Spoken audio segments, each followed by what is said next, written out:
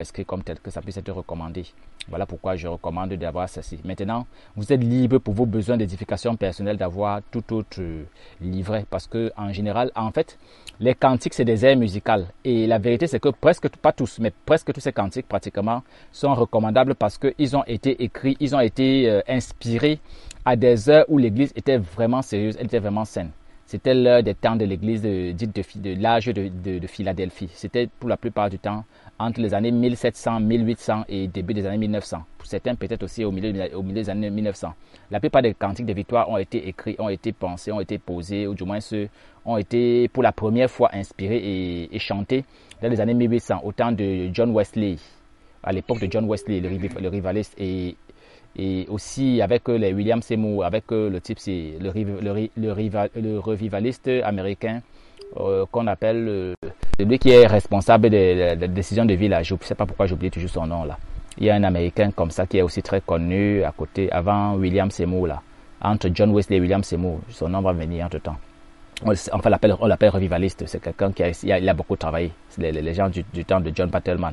Ces gens sont importants parce que vous allez constater les cantiques que nous avons aujourd'hui sont beaucoup plus émotionnels et sensationnels. Je suis dans la joie. C'est pas mauvais, mais en réalité, l'air musical que ça décrit, en fait, parle de quelqu'un qui n'a rien d'autre que l'ivresse à donner à Dieu et qui n'a pas un seul instant de repentance, qui n'a pas un seul instant de retenue. Et la preuve, c'est que vous allez voir ces choses de danse même en boîte de nuit, ça en dit long. Ces choses, les airs d'aujourd'hui, c'est la danse, c'est le shakiratisme, Shakira là. Donc, ça donne aussi, je crois qu'après là, on va rentrer dedans, on va se donner un peu de temps. J'espère que en 1h30 maximum, on aura le temps d'étayer tout ce qui a étayé. Et si bien qu'on sera véritablement versé dans la chose du Seigneur. La connexion est régulière. J'espère que la connexion est régulière. Qu'est-ce qu'il en est de la connexion? Roméo, la connexion, ça passe? Allô, Roméo?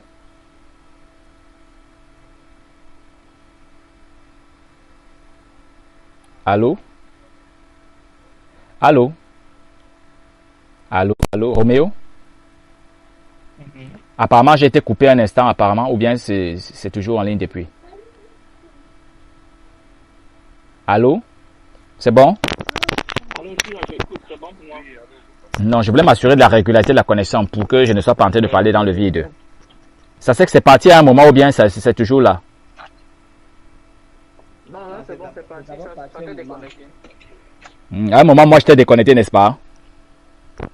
Oui. Ok, j'espère que l'enregistrement ne l'était pas. Je vais aller voir ce qui concerne l'enregistrement pour m'assurer que jusqu'ici, tout se passe comme ça devrait. Ok, ça va, tout est bon. Tout est bon. Nous avons sur la même plateforme l'enregistrement, la connexion et tout. Voilà, c'est bien.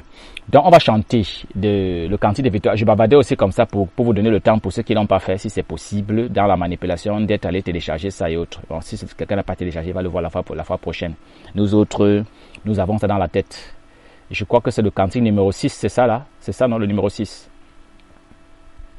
À Dieu soit la gloire, oui. C'est le numéro 6, voilà. À Dieu soit la gloire dans son grand amour.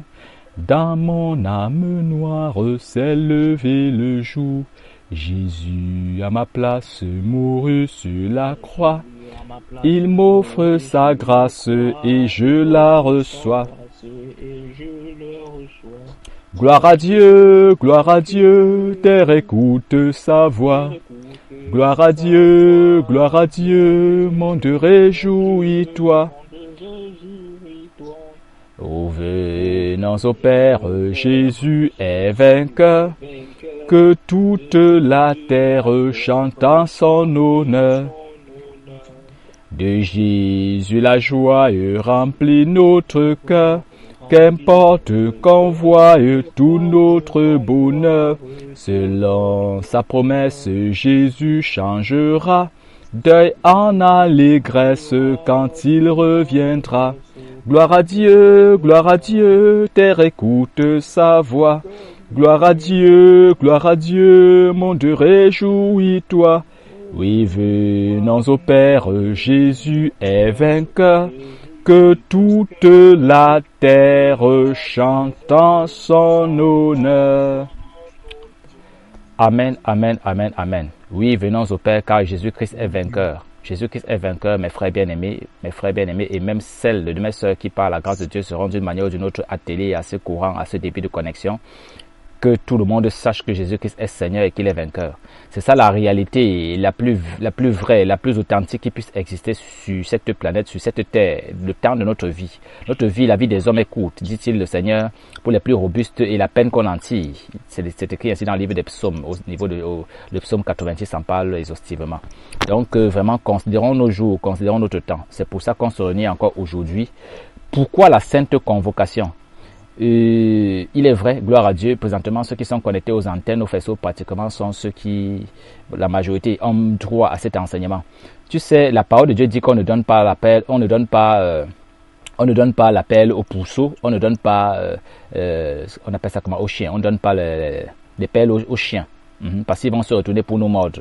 Je parle donc pour dire que, il dit, vous voyez dans le livre d'Apocalypse, il dit dehors les chiens. C'est ça, non? Dehors les chiens, les machins, les adultères, les fornicateurs, les ceci, les cela et autres là. Pour dire que dans le royaume, dans cet intervalle spirituel, cette dimension-ci, il y a un ordre de choses. Il y a un ordre de choses. Si vous vous renseignez, même pas se renseigner, mais votre connaissance doit vous renseigner que même dans le domaine occulte. Je vais prendre un petit exemple, non? Vous connaissez qu'à la tête de la présidence là-bas, chez les nations, pour parler du cas, par exemple, de notre pays, ils sont pour la plupart du temps réputés occultes. Et parfois même dans le même ordre. Mais qu'est-ce qui vaut que à un moment on enlève tel pour mettre tel, on enlève tel pour mettre tel, on met même l'autre en prison. Pourtant ils sont dans la même fratrie, on peut dire comme ça. C'est parce que dans le domaine spirituel, on parle de combat et dans le combat il y a un ordre de choses, il y a une logique qui prévoit en arrière-plan. Ce n'est pas en l'air, ce n'est pas au gré de la raison. Il n'y a pas la place à la raison. Selon la raison, on va se dire que mais les gens qui sont dans la même fratrie, ils sont tous francs-maçons, ils sont tous rosicruciens, ils sont tel. Mais pourquoi tel va mettre tel, pourquoi? On va dire c'est les gars, oui c'est les gars, d'accord, mais ils ont un chef. Qu'est-ce que leur chef en dit de cela? C'est-à-dire qu'on va dire qu'ils discutent entre eux, non? Le pouvoir et autres, oui, d'accord. Mais maintenant, la réalité, c'est que c'est spirituellement parlant, ça se passe. Ils ont un chef au-dessus d'eux, qui les donne, si c'est le pouvoir ou la capacité, ou du moins qui les dirige dans leur fratrie, là. Je crois que dans leur truc, là, c'est le grand ordre de France, c'est quoi, là? Ils ont une chefferie. Mais qu'est-ce que la chefferie en dit? Je parle donc pour que vous compreniez que la chefferie ne connaît rien d'autre que la feuille de route. Donc, Satan a une feuille de route parallèle à la feuille de route de notre Seigneur Jésus-Christ Nazareth. Et le Dieu qu'on sait est un Dieu d'ordre. Les enseignements que vous avez reçus, ou du moins les prédications, les interpellations, les exhortations que vous avez reçues dans la semaine, que ce soit concernant le sacrifice, concernant le sabbat, concernant la voix de Dieu, c'était à dessein parce que le Seigneur insiste. Il insiste dans la mesure où, en vérité, je sais, il faut le savoir, je le sais, ce n'est pas aujourd'hui que vous entendez parler de Dieu. Ce n'est pas maintenant que vous écoutez une voix vous parler de Dieu ou même que vous ayez à vous considérer comme chrétien, comme enfant de Dieu, comme suivant une marche ou comme appelé à fonctionner de certaine manière concernant Dieu. Mais maintenant, il existe un problème important à étayer. La question c'est, qu'est-ce qu'on appelle Dieu? Qu'est-ce qui est véritablement Dieu au milieu de tout ce qu'il y a présentement qui se réclame être de Dieu, mais dans lequel, avec votre petit discernement, vous discernez, vous appréhendez des signes, des signes comment on appelle, des choses curieuses du moins, des signes d'incohérence, des signes, des choses qui sont soupçonnables, on peut dire comme ça là. Et c'est ici où alors, comme il a dit quelques instants avant que beaucoup ne se connectent, je présentais à votre frère, le frère Évariste notamment, en l'occurrence, la réalité de la dualité du serviteur de Dieu, c'est-à-dire que le débat, le challenge qu'il y a entre le serviteur de Dieu et celui qui l'envoie. Et j'ai exposé ça, ceux qui vont aller suivre la dernière opus, la dernière production que j'ai faite sur l'appel de Moïse. Les choses sont expressément larguées. Vous savez, 20 minutes de prédication ne permettent pas, une vingtaine de minutes de prédication ne permettent pas vraiment de s'exprimer. Étant donné que vous voyez la Bible, comment est-ce qu'elle est costaude. La Bible que vous voyez est costaude, c'est un livre de 1000 et poussières de pages, et les 1000 et poussières de pages doivent être encore amplifiées. Chaque ligne d'écriture, il y a des lignes d'écriture dans la Bible qui peuvent être prêchées pendant un mois, et ça ne finit pas. Donc, je parle, vous comprenez que, en fait, il s'agit pour moi vis-à-vis de ceux qui m'ont été confiés de donner la nourriture convenable au temps convenable. Voilà le commandement que Dieu a donné. C'est pourquoi, chaque fois que je produis en 20 ou en 25 minutes, je m'assure que celui qui me commissionne, celui qui me commande, celui qui me donne l'impulsion de mes pensées, l'impulsion de mes paroles, est d'accord avec le process. Et puis, le reste, je m'en fous. Le reste, du moins, j'en ai plus rien à cirer. Pourquoi? Parce que, en réalité, c'est lui qui met ça dans les cœurs. Quand la maman prend la banane et pose sur le plat, son travail, c'est de s'assurer de connaître qu'est-ce que, du moins, sa dynamique ou ce qu'elle a comme onction, comme capacité. C'est de réfléchir sur le type de menu qui peut convenir selon le type d'enfant, ou cet enfant est capricieux, ou il est malade, ou selon le mari, du moins, ce qui sera convenable pour la famille. que ce soit le bébé, celui qui a 2 ans, 3 ans, 10 ans, le père. Il y a ceux qui ont besoin d'un menu à part parce qu'il est bébé, parce qu'il peut pas encore manger du macabo et autres. Il y a le père qui a besoin d'un menu, qui a besoin dans le cadre du menu de quelque chose de particulier concernant son grade, son rang, sa hiérarchie, sa position. Et maintenant, en général, il y a un menu général pour toutes les personnes. Vous allez voir que pendant qu'on fait le couscous, quand on fait par exemple le couscous, même le bébé aura sa portion de couscous, même si en réalité, ce qu'il prend régulièrement, c'est pas le couscous, il prend son lait. Ou bien quand il a dépassé le lait, à la rigueur, il est dans les pommes, par exemple. Donc, c'est à peu près, ça, ce sont des images que la vie naturelle nous présente, et c'est à peu près sous ce modus operandi, on peut dire que le Seigneur m'inspire la manière dont j'essaie de déposer ces choses-là, et en lui faisant confiance. Et s'il y a des ratés, il y a des choses à retoucher, il me permet de le faire. Et c'est donc ça, la négociation que nous avons avec le Seigneur, de s'assurer que la nourriture que nous produisons, le pain que nous produisons, lui est convenable, parce que c'est sa chose. Nous sommes que modérateurs, nous sommes que des humbles, des simples, comme on dit, des vils serviteurs. Il a dit là-bas dans le livre de Luc que le thème c'est encore quoi là? Inutile serviteur. Voilà le terme le plus approprié. C'est ce que nous sommes. Et nous devons nous assurer que dans notre place, notre position inutile, le service est quand même utile au Seigneur. Mais pas par notre chef, pas par notre soin, mais par le soin de son approbation, de sa volonté, de son onction. La parole déclare dans le livre d'Ésaïe, chapitre 26, verset 10 que, ô Éternel, Dieu d'Israël, tout ce que nous faisons nous vient de toi. Donc tu ne peux rien faire ici sur terre. Que tu sois du malin ou que tu sois du Dieu, tu ne peux rien faire que Dieu ne t'ait permis de faire. Même Satan, ce que Satan fait est de Dieu. Oui, voilà pourquoi il a scellé son temps d'activité, son temps d'action, il a tout circonscrit, tout. Il a arrêté le temps, les saisons, toutes choses. Et tout ça, c'est pour le conseil de sa gloire. Voilà pourquoi il convient de rappeler encore, pendant qu'on y est, ces paroles du livre d'Éphésiens au chapitre 1 où il dit « Béni soit Dieu », à partir du verset 3, il dit « Béni soit le Seigneur Dieu, Père de notre Seigneur Jésus-Christ de Nazareth, qui nous a bénis de toutes sortes de bénédictions spirituelles dans les lieux célestes en Jésus-Christ de Nazareth. » Notre lot aujourd'hui, pendant qu'on est là, c'est découvrir ces bénédictions-là, la quintessence. En quoi est-ce qu'elles consistent? Comment est-ce que ça marche? Comment est-ce que ça fonctionne? C'est à ça, pratiquement, pendant que je tentais de parler, j'essaie de vous conduire, moi-même ayant reçu ma portion dans ma qualité, dans ma position. Mais maintenant, regardons ce qui concerne le Seigneur lui-même. À partir du verset 4, on dit « En lui, en Jésus-Christ, par qui ont été créées toutes choses, les visibles et les invisibles, Dieu nous a élus avant la fondation du monde pour que nous soyons saints et irrépréhensibles devant lui, nous ayant prédestinés dans son amour à être ses enfants d'adoption par Jésus-Christ selon le bon plaisir de sa volonté. Le plaisir de sa volonté là, vraiment c'est un domaine sucré. Le Seigneur permettra qu'on va étudier ce qui concerne le plaisir de sa volonté. Sa volonté là concerne sa volonté sur ta vie, mon frère.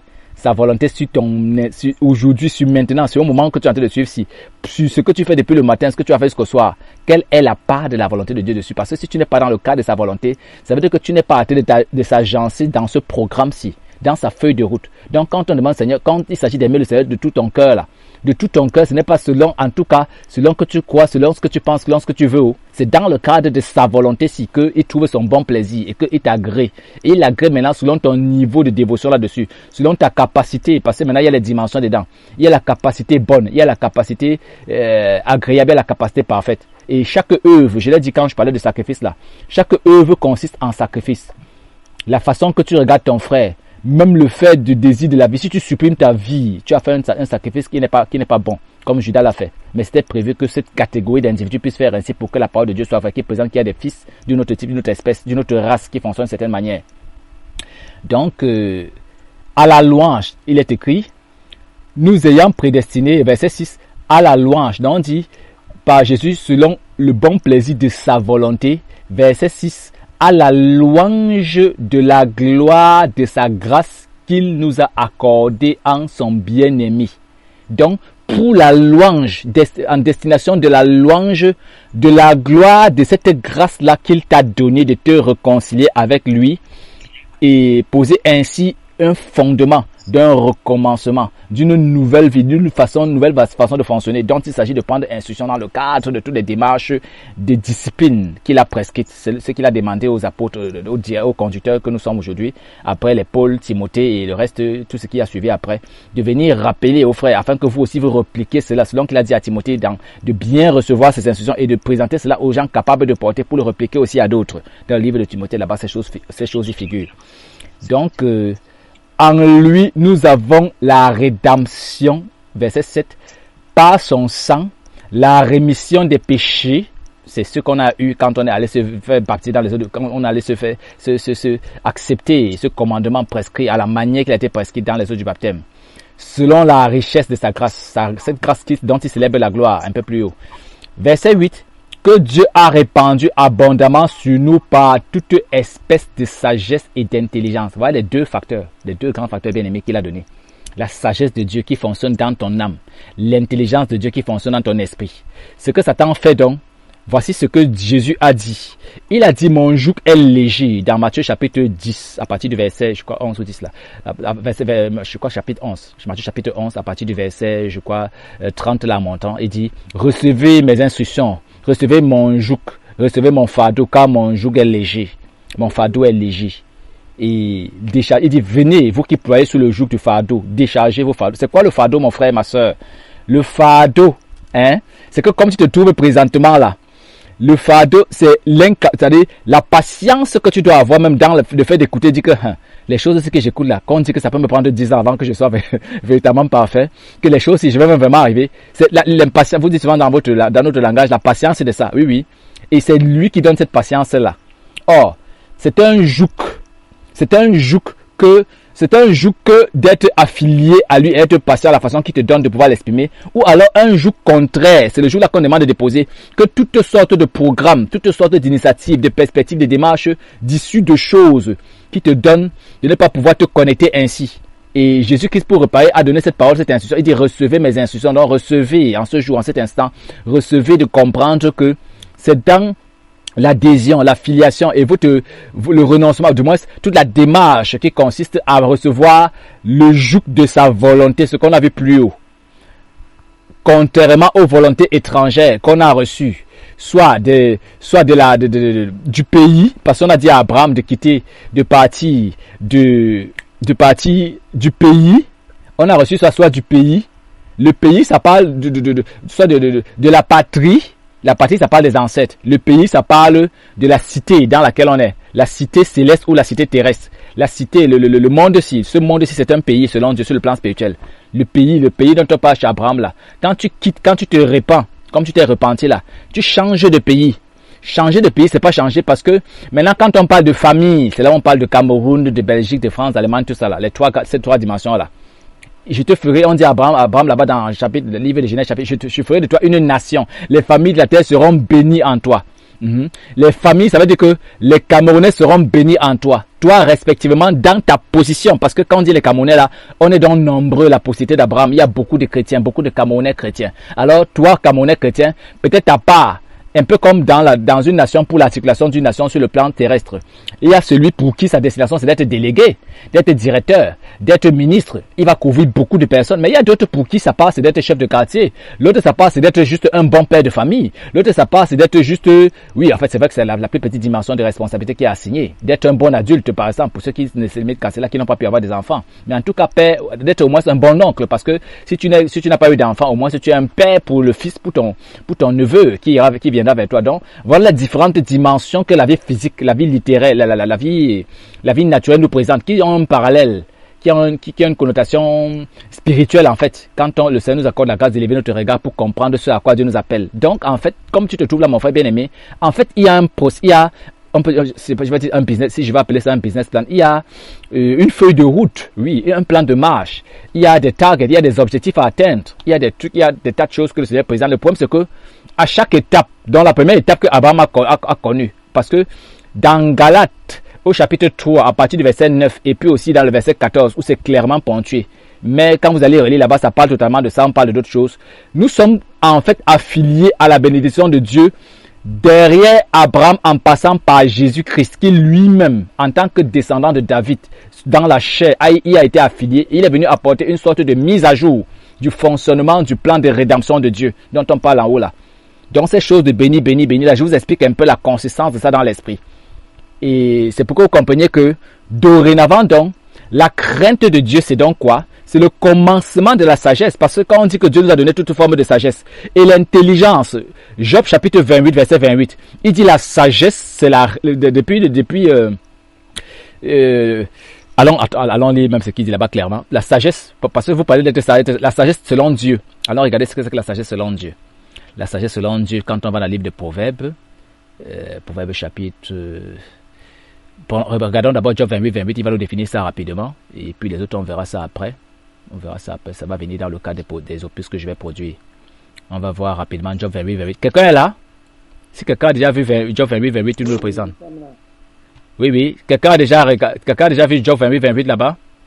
Job chapitre 28, verset 28. On parle de la sagesse d'intelligence. Ce que c'est exactement?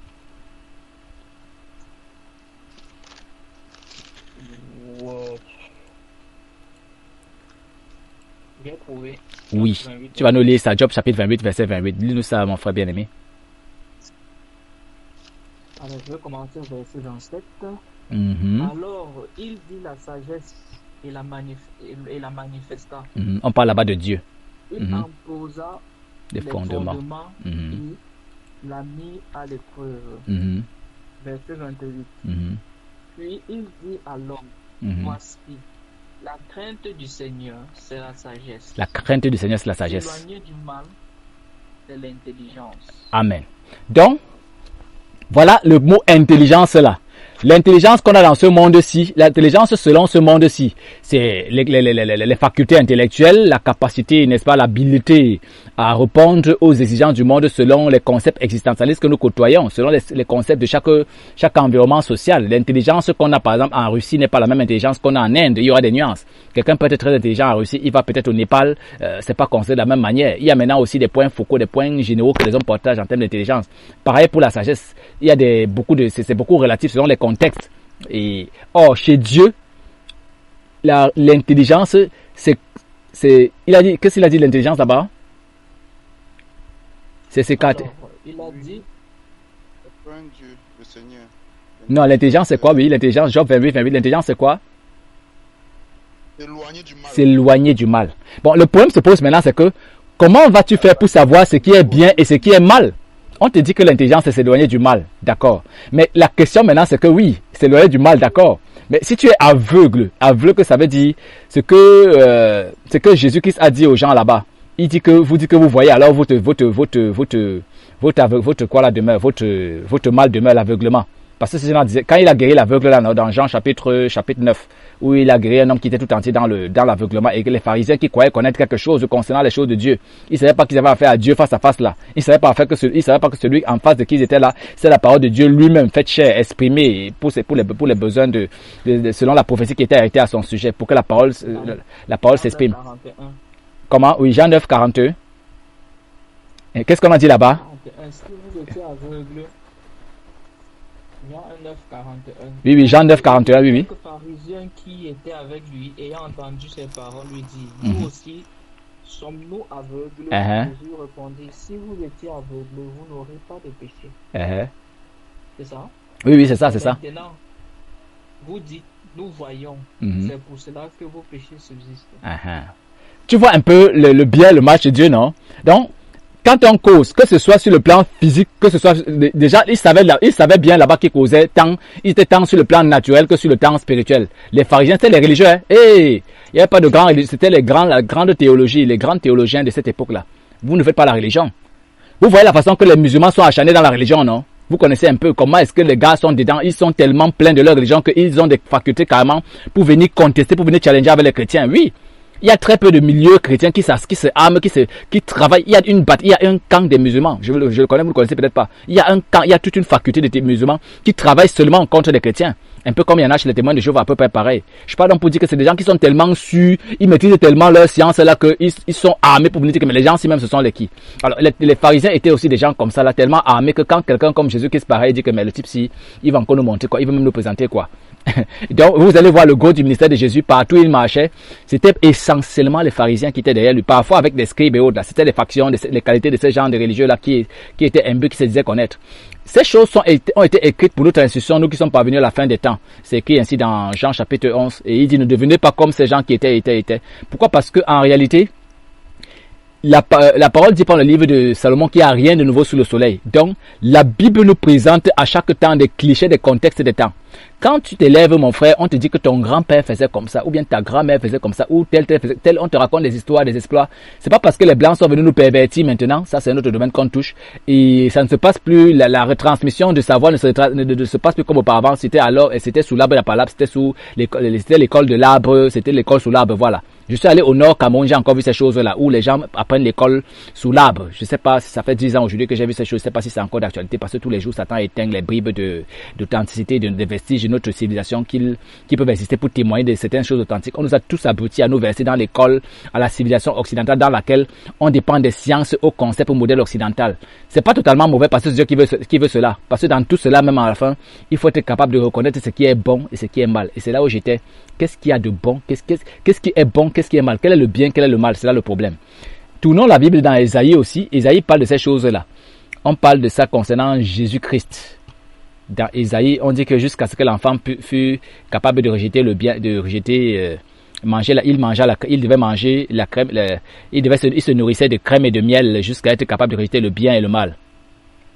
De choisir le bien, du moins, c'est rejeter le mal, pardon. Voilà ce qu'il a dit de Jésus-Christ là-bas lui-même dans le cadre de son ministère. Vous connaissez ces versets-là, non? Oui. Allons dans Ésaïe, je crois que c'est Ésaïe chapitre 7. Ésaïe chapitre 7. 7-16. Voilà, 7-16. Allons-y. On parle de Jésus-Christ lui-même. Hein? 16, Je parle ça pour que vous compreniez que le christianisme là, mes frères, si vous voulez réussir, c'est un peu comme l'école, non? Tout le monde entre l'école, quand je vais fréquenter. Regarde des milliers de personnes ici dehors qui traînent avec les diplômes, qui traînent avec des connaissances, mais qui ne peuvent pas avoir une place dans la société. Pourquoi? Parce que, contrairement, je parle de l'éducation au niveau camerounais, parce que l'éducation, c'est un concept qui vient, l'éducation qu'on partage, ça vient de l'Europe. Vous voyez un peu. Et les Européens, chez eux, ils sont assez sages pour que l'état qu'on vit aujourd'hui, ils les ont vécu.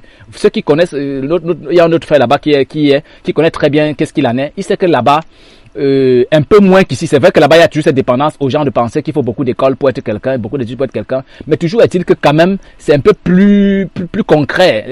Un enfant naît et puis très tôt, il y a un peu plus cette facilité à le mettre, à faire l'école du bois, à faire l'école du métier de son père, l'école du métier de sa lignée et autres là, être peut-être vigneron, être ici ou cela. Ici, c'est juste quand tu n'as pas l'argent que tu le fais. Et quand tu le fais comme ça, on a l'impression que tu as raté ta vie. Tu vois un peu. Et puis du coup, tout le monde quitte de Bafoussam, de Konsamba, de Melong, de partout dans les bourgades, les campagnes, ça se vide.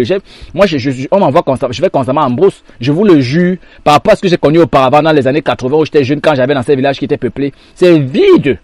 Quand il y a deuil, moi qui traînais là-bas pendant ce temps, quand il y a deuil, c'est là où tu vois les gens revenir. Et tu vois les gens qui étaient censés y habiter revenir. Pourquoi? Parce qu'on les a fait comprendre quoi que le développement, la réussite, c'est là-bas. Il y a ceux qui sont en ville pour le développement, mais la majorité, beaucoup sont là-bas pour fréquenter. Les enfants sont là-bas pour fréquenter. On les fait croire que de 6e en terminale, en fac et tout là, tu vas avoir un emploi. Conséquence, beaucoup de filles là-bas se prostituent, beaucoup de garçons font des fausses choses, comme les gens qui quittent même du pays pour aller en Europe faire aussi des bêtises. Pourquoi? Parce que ils n'ont pas compris que sur place, ils peuvent faire des bonnes choses. Ils sont donc pervertis. Pourquoi est-ce qu'ils font l'école? Pourquoi est-ce qu'ils perdent 10, 15, 20 années de leur vie dans ces processus de scolarité? Je rentre aussi dans le domaine scriptural, le domaine évangélique pour dire que faites attention, c'est ce à quoi Dieu m'a commis.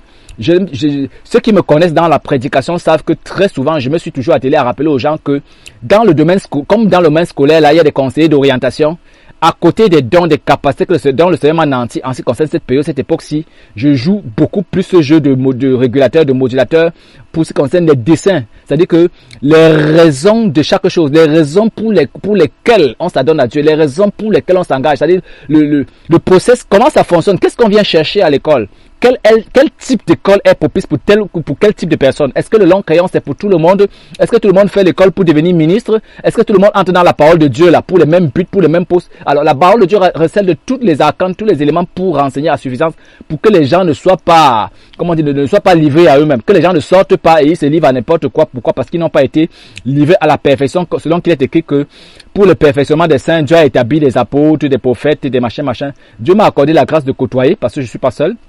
Et de fonctionner même avec eux, les apôtres, les prophètes, les choses, et partager même portion de dans ces anciens. Ce que je suis bien souvent en ministère, il m'arrive très souvent d'exercer comme apôtre, d'exercer comme évangéliste, comme docteur ou comme pasteur et comme autre selon que le Seigneur me conduit. Mais il faut le but de ça, c'est quoi? Quand on a une âme en face de nous, vous qui êtes des âmes, et j'insiste parce que les gens disent que la fin des choses vaut mieux que son commencement. Donc il ne s'agit pas de se lever, commencer à courir, mais il est bon que la fin soit de bon augure pour que cette parole, ce dicton, soit véritablement à notre profit, à notre partage.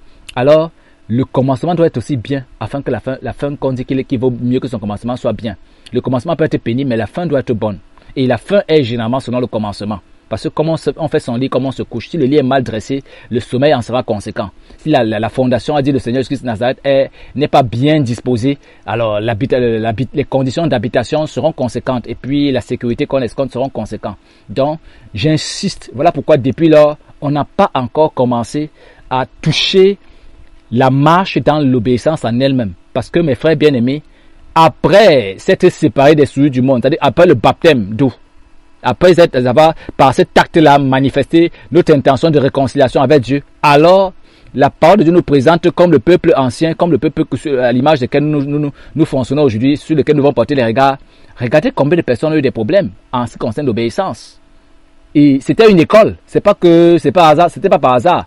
L'école de l'obéissance correspond au dépouillement, c'est un type de dépouillement que Dieu veut poursuivre dans nos vies. C'est ça qu'il s'agit. Donc les gens qui sont tombés là, c'est pour nous servir d'exemple.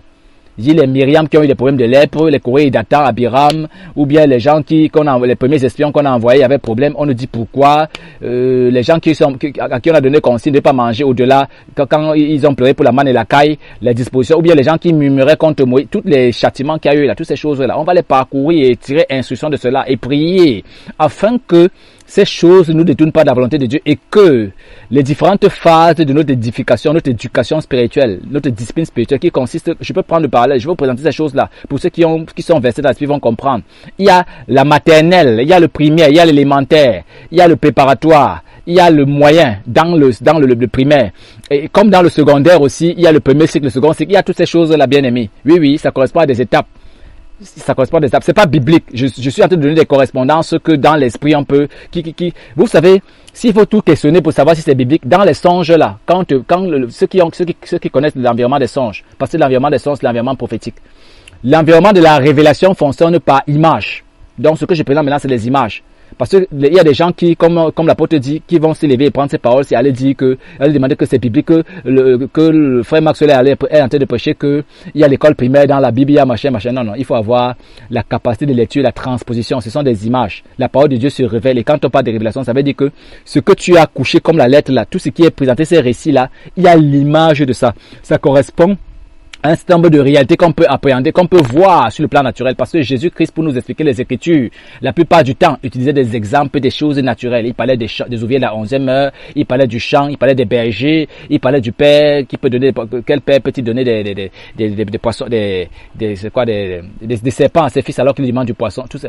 Il utilisait des images naturelles pour présenter, pour illustrer des réalités spirituelles. Donc la parole de Dieu qui présente des histoires apparemment naturelles ont aussi une interprétation allégorique. L'allégorisme, c'est biblique. Donc, jusqu'ici, avec tout ce que je crois avoir jusqu'ici débouché, mes frères bien-aimés, c'était juste pour nous installer les uns les autres dans le paysage de l'environnement évangélique que nous allons côtoyer. Il y a beaucoup d'aléas, beaucoup de choses que nous allons devoir tenir compte. Et sachez que quand je vais prendre tel ou tel virage, c'est ça, tenir compte de ça. En vous, il y a des dons. En vous, il y a des capacités qui doivent s'exprimer, qu'on doit exciter, telles qu'elles se réveillent, telles qu'elles puissent commencer à s'exprimer à l'échelle où ça peut s'exprimer. Regarde, on dit que l'enfant, étant tout petit, laisse déjà voir tout ce qu'il peut faire dans le livre de Proverbes. Sachez, ceux qui sont pères d'enfants là, quand l'enfant est déjà petit, dans son caractère, dans son nature, il y a déjà des choses qu'on peut développer. Il y a des choses mauvaises, des herbes mauvaises qu'on doit déjà couper, qu'on doit créer à l'enfant. Dire que je t'ai dit que je veux plus voir telle chose, je t'ai dit que je veux plus voir telle chose, jusqu'à insister. Un autre côté concernant les enfants, la vérité c'est que concernant ce qui a été prêché, c'est normal. Là présentement nous sommes dans une famille, dans une maison.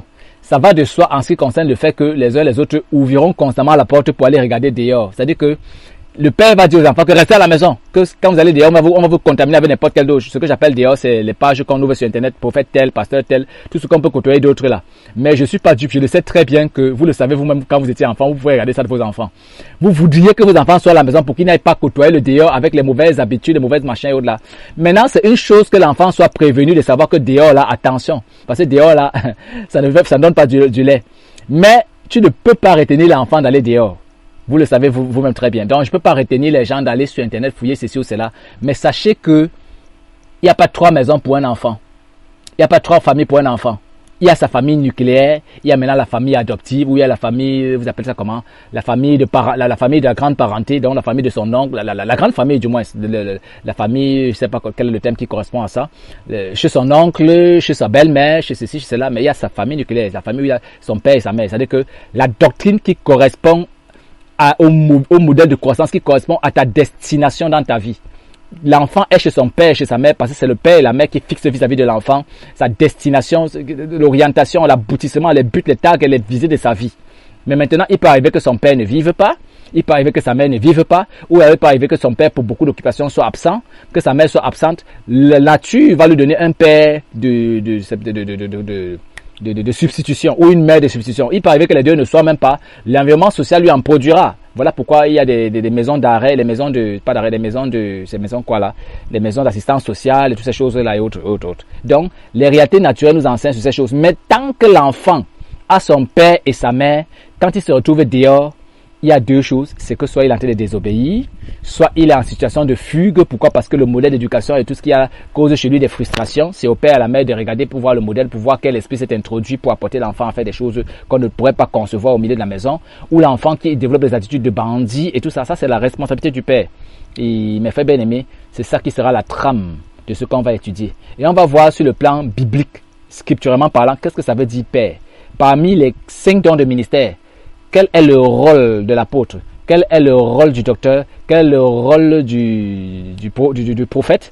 Quel est le rôle de l'évangéliste? Quel est le rôle du pasteur, du berger? Et quelles sont les interactions? Quels sont les rôles cumulatifs que les uns les autres occupent? C'est vrai que j'ai déjà dit beaucoup de choses là-dessus auparavant, mais on pourra connaître ces choses-là et ça vous permettra de croître et ça vous permettra de regarder la société différentiellement, parce que je crois que si je suis ce que j'ai comme capacité particulière, ce que j'ai comme don particulier aujourd'hui, le fait de regarder la société, l'environnement évangélique avec un regard d'analyse, un regard de circonspection et surtout un regard d'orientation. Je veux dire que je fais beaucoup plus ce dans quoi je travaille, je veux beaucoup, tel que j'ai constaté, le Seigneur m'a donné beaucoup plus d'être une trompette dans l'orientation. Une trompette dans le cas de demander aux gens de ne pas marcher. Comme on dit qu'on ne court pas dans un match de football, on lève la tête, on ne court pas avec le ballon comme ça sans regarder l'air de jeu, sans regarder, vous appelez ça comment, le tracé du jeu, vous appelez ça comment, les stratégies du jeu, ou du moins les possibilités qu'il y a. On ne court pas avec le ballon de la défense pour le camp adverse pour marquer le but sans lever la tête. C'est pareil. Je vous ai expliqué que comme de la même façon qu'on rencontre dans notre société beaucoup de personnes qui se lèvent de 5 ans à 25 ans et plus encore, ils ne font que marcher selon le modèle de la société sans comprendre exactement s'ils sont venus sur terre. Ils font l'école pour rien, pour plaire à leur père, pour plaire à leur mère, pour satisfaire les besoins de la société. Ils ne peuvent pas s'arrêter et c'est ainsi que la société est faite. C'est ainsi que j'ai découvert, mes frères bien-aimés, qu'il y a beaucoup de personnes, mais alors la très grande majorité, qui se lèvent pour entrer dans les églises, dans la chose évangélique, juste de façon rituelle. Alors on parle de religion. Et ça donne lieu à ces choses que vous voyez dehors qu'on appelle dénomination.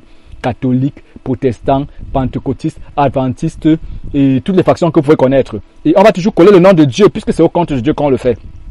On va utiliser la Bible puisqu'il faut que ce soit un crime poli, que ce soit une déviance pure. Un peu comme, je ne suis pas en train de dire qu'il ne faut pas fréquenter. Celui qui fréquente de 6e en terminale, fait le long crayon, bac, tout ça là, je ne suis pas en train de dire qu'il ne faut pas fréquenter parce que dans tous les cas, il faut partager l'intelligence du siècle dans lequel on se trouve, l'intelligence de la société dans laquelle on voudrait apporter des compétences. Maintenant, il y a des dispositions d'adéquation qui se posent. C'est à ce niveau que se trouve justement la nécessité d'orientation. Donc, mes frères bien-aimés, voilà pour ce qui concerne l'avant-propos de ce que j'ai à cœur à présenter aux uns aux autres ce matin, concernant les fondations de ce profil de choses, les fondations de ce dans quoi on va se donner ensemble de bâtir, tel que vous soyez des précurseurs pour toute autre personne qui viendra dans cette grande assemblée, dans cette famille qui certainement s'agrandira, certainement. Le Seigneur dit dans la Bible que chaque jour, il ajoutait, c'est Dieu qui ajoute dans l'église, dans son assemblée, dans son gouvernement à lui, ceux qui étaient sauvés. Donc les gens vont être sauvés par votre biais, par votre concours, ou même des gens qui ont déjà été sauvés par d'autres process, qui viendront ici recevoir de cette source, viendront recevoir de ce que le Seigneur a destiné à recevoir, soit temporellement, soit définitivement, soit, ça dépendra comment le Seigneur le voudra. Mais c'est ainsi, il faudrait que vous sachiez déjà ce qu'on va faire ensemble, et toutes les normes, tous les préambules, tout ce qu'il y aura derrière cela. Voilà un peu ce que j'avais à cœur de présenter pendant qu'on est ensemble ce matin. Que le Seigneur vous bénisse. Maintenant, je tourne les regards. Il y a beaucoup de préoccupations qui étaient en suspens et on va devoir interagir. beaucoup de préoccupations qui étaient en suspens. On va d'abord étayer les préoccupations qui ont été posées depuis le commencement jusqu'à présent. Et je crois qu'il y a celle du frère, je crois, Évariste. Il va les réitérer. Je crois que j'ai donné ce rendez-vous qu'aujourd'hui. Il y avait des préoccupations en suspens, non? Oui, quelles sont les questions qui avaient été posées pendant la semaine? Il y avait celle de Christian, non? Bon, pendant qu'on y est, avant d'aller un peu plus loin, très sommairement, il faut se présenter, n'est-ce pas? Parce que je vous le rappelle, cet audio, ce que nous sommes en train de partager présentement sera présenté aux gens qui suivent la toile. Beaucoup de personnes qui vous connaissent, qui ne connaissent pas, hein. Le Seigneur va le faire, je le sais parce que j'ai déjà vu le Seigneur le faire, je sais qu'il le fait toujours comme ça là. Il peut faire même encore au-delà de ce que je connais. Ils vont adhérer par rapport à ce qu'ils ont écouté et c'est pas mauvais de connaître, de se présenter et de connaître des personnes avec qui, les personnes qui sont présentement. Donc moi présentement, je dis déjà bonjour solennellement à tous ceux que je connais qui présentement sont les prémices de cette œuvre dans cette famille spécifique. Il s'agit particulièrement de la sœur Crescence, fût-elle déjà sœur par la grâce du Seigneur, fût-elle déjà commis à se repentir, pointée véritablement dans le lot comme on l'espère. Elle n'est pas encore dans les rouages, mais si elle est au milieu de nous, c'est qu'elle a appelé à se réconcilier parfaitement. C'est le lot de Bacham Nokam du côté de l'Est là-bas. Crescence, elle est du côté de Ndokayo à l'Est Cameroun, de Franck Olivier du côté du Maroc, de Roméo du côté de Yaoundé, de Christian du côté de Yaoundé plus particulièrement, Ayos, comment on appelle ton secteur là? Ngoumou, du côté de Ngoumou, on appelle ça Nomayos, voilà, Nomayos, la périphérie de Nomayos, et puis aussi du côté de Nice, d'Évariste. Et avec deux autres personnes, c'est vrai, deux autres frères que je laisserai le soin à Christian de présenter, au frère Christian de présenter, ou alors ils se présenteront quand le temps sera venu. Voilà, présentement, ce qui concerne notre assemblée. Dans les jours qui suivront, je sais qu'il y aura un ou deux pasteurs présentement en activité dans l'environnement de Douala, où j'officie régulièrement, qui prêteront le flanc à cette mouvance. Ils seront peut-être beaucoup plus comme des observateurs. Ils seront des observateurs parce qu'il y a beaucoup de choses qui seront poursuivies de ce côté en parallèle dans leur assemblée par rapport à l'œuvre que je poursuis ici, pour laquelle ils ont trouvé de l'intérêt. Ils ont trouvé suffisamment d'intérêt. C'est des anciens pasteurs. Je dis anciens pasteurs parce qu'ils ont compris qu'il fallait se réconcilier par rapport à la voie dans laquelle ils œuvraient. Dans leur pastoral est en cours de recyclage. Ils vont adopter de nouveaux vêtements. Ils vont adopter cette doctrine qui est dite saine, la saine doctrine. Parce que la doctrine qui est présentée dans les pastorales est beaucoup plus la doctrine de la jouissance. La doctrine selon leur niveau de concession de Christ, pour être clair, mais c'est pas la saine doctrine. C'est pas une doctrine qui insiste sur la sanctification. C'est pas une doctrine qui met l'accent ou qui prend du temps sur les ingrédients basiques et véritablement, comment je vais dire, importants, cruciaux de la vie, de dépouillement de la vie, la vie du moins ce qui donne à être agréable aux yeux de Dieu. C'est des gens qui traînent beaucoup plus dans l'une de ces trois dimensions que je n'ai pas bien mentionnées. Je veux revenir constamment dessus. Il y a trois dimensions. Il y a la dimension de l'Égypte, il y a la dimension de Canaan, il y a la dimension il y a la dimension du désert, des premiers jours dans le désert, il y a la dimension de l'époque du péché dans le désert, il y a la dimension de la préparation pour Canaan, il y a la dimension de l'entrée à Canaan, le début de Canaan avec Josué et les premiers combats, il y a la dimension maintenant des premières œuvres dans Canaan, il y a la dimension des œuvres de ceux qui sont matures dans Canaan, comme les David et autres là. Il y a trois dimensions dans Canaan. Ça correspond aux trois types de semences qui ont produit. Ça correspond à la semence qui a produit 30, celle qui a produit 60, celle qui a produit 100. Tout ça c'est dans Canaan. Il y a maintenant la dimension pré-Canaan, on peut dire pré-cananéenne. J'espère que vous connaissez que Canaan, c'est la terre promise, la terre de repos, c'est un peu comme un examen, c'est le succès. Canaan, c'est là où on entre en œuvre. Canaan, c'est le baptême Saint-Esprit. Canaan, c'est l'agrément, l'approbation de Dieu, c'est le scellement de Dieu, la confirmation de Dieu sur tout l'ensemble de notre sacrifice précédent. L'ensemble de la capacité de notre vie d'être véritablement sacrifié, d'être un sacrifice vivant aux yeux de Dieu. Encore là, quand on entre là maintenant, on parle de la confirmation de la nouvelle naissance. On dit on est né de nouveau. La nouvelle naissance, c'est un processus. On viendra dessus. Ça, c'est vrai que c'est des points chauds. C'est des points d'achoppement très très chauds parce que les théologiens, ils ont défini ça autrement. C'est un processus. Là, vous trouvez présentement là. Vous êtes à pied d'œuvre pour naître de nouveau. On ne peut pas dire que vous êtes né de nouveau parce que quand on est né de nouveau, ça se constate. Il y a des cris, il y a des éléments. C'est le scellement du baptême de Saint-Esprit qui confirme la nouvelle naissance. Et quand on est né de nouveau, maintenant, il y a des œuvres. Et étant né, on ne reste pas bébé. On doit être enfant, on doit être fils, on doit hériter. Voilà les trois étapes. Bébé, enfant, fils. Fils et héritier. Avant ça, tout ce qu'on fait là, on peut connaître beaucoup, tout ça c'est intellectuel. On peut raconter toutes les choses de la Bible comme les pharisiens qui sont venus challenger Jésus et tout ça là. On n'est pas encore dans la nouvelle naissance. Mais maintenant, il y a une nuance. Ces choses sont compliquées à considérer parce que il y a une nuance. Vous savez, le bébé, quand le bébé fait il fait ce qu'il fait là. En fait, il est en train de communiquer. Si quelqu'un est instruit, si quelqu'un a accès à cette dimension, il va savoir que l'enfant est en train de dire telle chose. Et celui qui comprend beaucoup plus clairement le bébé, le langage du bébé, c'est la maman. Le bébé s'exprime. Un étranger entre à la maison, il est en train de faire waouh, son pleur, c'est une expression. Donc, tout ce que le bébé fait, c'est une expression, c'est une communication. Mais maintenant, il faut quelqu'un pour entrer dans cette dimension pour comprendre. Donc, pour dire que la communication du bébé peut s'assimiler aux pleurs de celui qui soupire être bébé, parce que le bébé dans le ventre aussi fait beaucoup de nuisances. Et la femme qui est enceinte, les douleurs, dans le cas des douleurs de l'enfantement, est aussi d'une certaine façon en communication, en communion avec le Seigneur, avec le bébé, mais d'une autre manière. Tout ça, ce sont des étapes, des choses que la vie nous cause. Je parle pour dire que quand Cana était dans les plaines, du moins, était du moins à Gilgal là-bas au moment de la circoncision. La circoncision, c'est quand il faisait ces choses-là avec la circoncision du prépuce qui se passait autre là, après avoir traversé les Jourdain précocement, quand on les préparait, ce qui correspond à l'étape de la chambre haute, où le Seigneur Jésus qui s'avait dit dans Luc chapitre 21, recevez l'Esprit. Et après avoir reçu l'Esprit, on constate néanmoins que des gars sont sommés à aller attendre dans la chambre haute. Pourtant, le Seigneur a déjà donné l'Esprit. Ce temps de gestation-là, c'est quoi? Ça parle d'un temps, ça correspond dans le temps de la loi. Il y a l'ombre, il y a c'est le négatif. Il y a le négatif de ça, c'est la loi, qui présente un profil, le cliché ou du moins le patron. Dans ceux qui font les tissus, ceux qui font la couture, là, il y a le patron de ça dans la loi. Il y a maintenant le temps, ce temps intermédiaire, le très longtemps, ces fameux 38 ans-là, le très longtemps, mais alors très longtemps, malheureusement dans lequel beaucoup périssent, le temps de dépouillement. Il y a le temps des premiers jours. Tout ce que vous voyez dans l'église, là, pour la majorité, c'est les premiers jours, le temps où on passe le temps à taper le tambourin, ce que Marie fait là, Myriam. Le Seigneur a souffert, Moïse, Pharaon a péri avec ses cavaliers, on danse, le poème, le cantique de Myriam là. C'est ça que toutes les églises, donc, tout le tintamarre que vous voyez dans l'église, dehors, partout là, c'est ça. C'est ça. Avec maintenant, au milieu de ça, ceux qui sont en train de recruter, ceux qui sont en train de jouer le rôle de Moïse, c'est-à-dire que les évangélistes, les premiers évangélistes que Jésus a envoyés là, pour aller recruter les gens partout, faire des signes, faire des prodiges. Donc, ne vous y trompez pas, voilà le décor évangélique que vous avez sous les yeux. Et là où vous tenez présentement, c'est de vous retrouver dans ce décor de façon à savoir votre place. Et ça articule, ça permet de meilleures prières parce que, mon frère bien-aimé, comme tu pries là, le musulman prie, le bouddhiste prie, tout le monde prie. La Bible déclare dans le livre de Psaume chapitre 68 que tout le monde viendra à toi, Seigneur éternel Dieu Tout-Puissant. Donc, tout le monde prie sur terre, chacun prie. Oui, chacun prie. Le catholique prie, le protestant prie, le musulman prie, le bouddhiste, tout le monde prie. Et chaque prière s'adresse à Dieu. Même au village, les gens prient. Quelle que soit la conception, le voile qu'il peut avoir de Dieu, il prie. Et tant que tu ne connais pas Dieu véritablement, ta prière n'est pas forcément meilleure que la sienne. Paul ne priait-il pas pendant qu'il était avec les gens de Gamaliel? Bon, les prières qu'il faisait là, est-ce qu'il connaissait le véritable? Est-ce qu'il connaissait Dieu de leur père? Est-ce qu'il était en communion avec Dieu? Est-ce qu'il priait selon la volonté de Dieu? Il priait selon que les Gamaliel, selon qu'on l'enseignait là-bas dans le pharisaïsme. Mais il priait. Et Dieu dans ça, sait comment s'articuler, sait comment se servir de ses supplications, ses besoins, ses soupirs là, pour s'exprimer.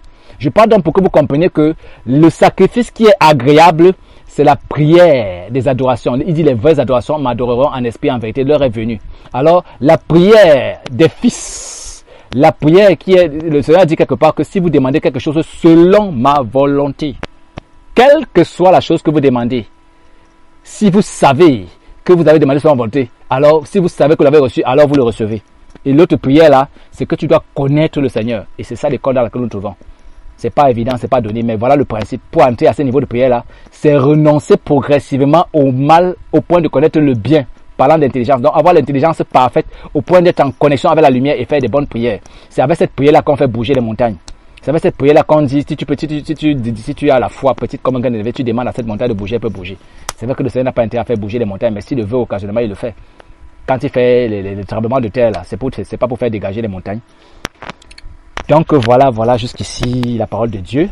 C'est vrai que parlant de présentation, j'ai couru pour présenter, les gens sont tous libres de se présenter. La parole était entre les mains du frère Évariste.